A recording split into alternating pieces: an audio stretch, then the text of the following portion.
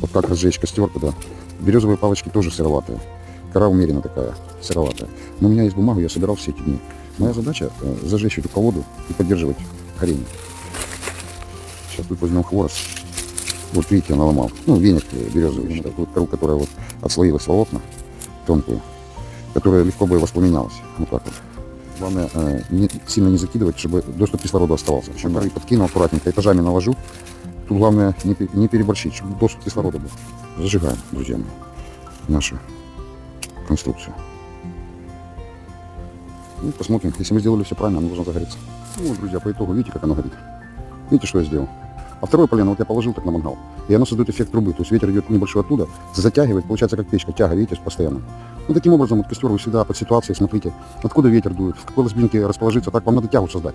И вот для этого заранее просто спланируйте место, где вы будете разжигать.